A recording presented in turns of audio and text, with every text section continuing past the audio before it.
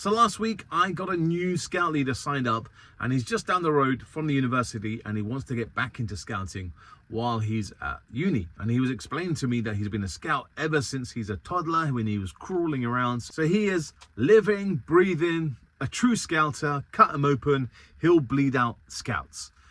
But he's from the country, as I explained, and this is his first experience of scouting in a city, in particular London. He came to my scouts last week looking, going, wow, Mark, where is the outdoor space? How are we going to pitch some tents? How are we going to do fire lighting? He was explaining where he's from. It's the countryside. He is used to opening the scout gates, and right in front, availability is acres and acres of hills, woodlands.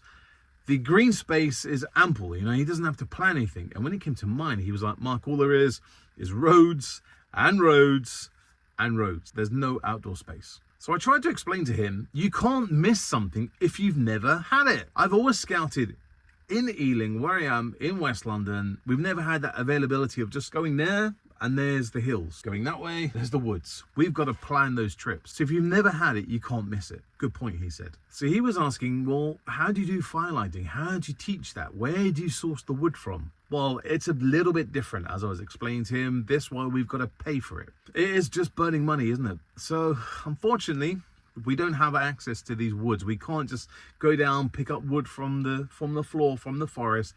We've got to do it a different way, and that is either going to the petrol station and buying those big bags of pre-made kiln-dried wood, or going off to one of the local DIY stores and buying some wood from there, chopping it up, that kind of thing. So we can do fire lighting, but we've got to purchase and buy that wood. So Mark, how do you do tent pitching? Well, we are kind of lucky. We're very lucky. Not that far from the Scout Hall, about 10 minutes walk, is a big park. And lately, the last few years, there have been some really big concerts in there.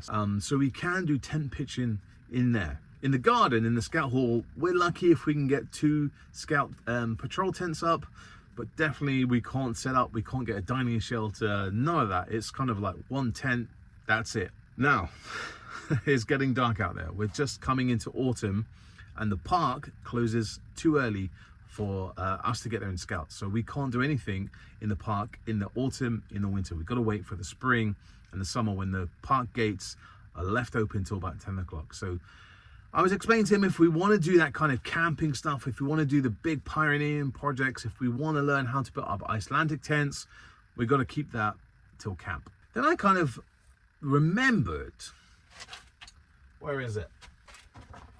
Haha. Here it is, found it. My good friends down at Second Wimborne. There's the clue, Monopoly Run. These are a scout group that have rented out my Scout Hall. They travel all the way from Dorset. They use my Scout Hall for Monopoly Run, the one that they do in London. They come up from Dorset, as I say. And quite a lot of the scouts have never, ever been to London.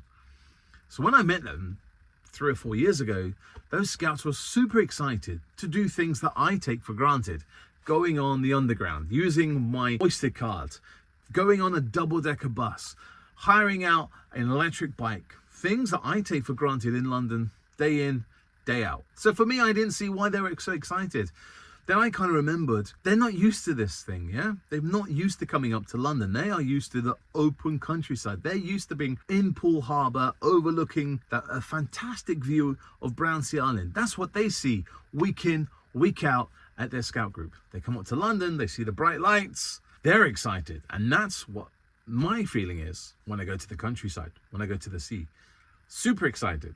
So going back to my new scout leader, I was kind of like, you just got to use what you can, yeah? Okay, we're in inner city London. We can't do all these hikes. We can't do all the weekends away just like that. We've got to plan those things, yeah?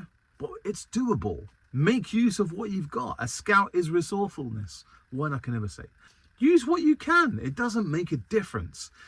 If we look at scouts in England, what they do in Australia, what they do in India, China, South Africa, whatever, even Brazil, we do it all different ways. We do different things. But at the heart of it, we can get around these things. We can over and adapt the way we do scouting. It's about working with what you've got. Yeah? So we might not have those hills, we might not have the woodlands, we might not have the sea.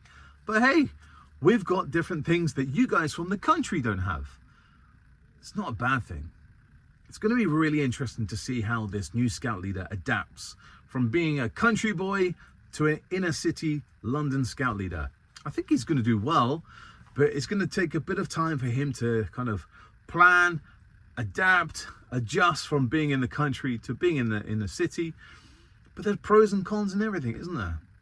So scout leaders, don't look at everyone else and compare themselves. It's a bit like that kind of I was about to say in the real world, but scouting is in the real world. But do you know what I mean? In when we go to work, when we go to school, don't let other people judge us. Just do what you can do. We can only do what we can do. We only can do our very best with the resources that we have. Just don't compare. Don't compare. I'll probably get a strike for that. I'm just really looking forward to working alongside this new scout leader, seeing what new ideas he has to bring from his scout group. He might have new games. He might have new ways of teaching. Don't know. Ow. So scout leaders, wherever you are, just enjoy it. Don't put pressure on yourself going, if only we could do this, if only we could. We can't do everything, yeah? If we did, well, I'm pretty sure we'd get bored quite quickly.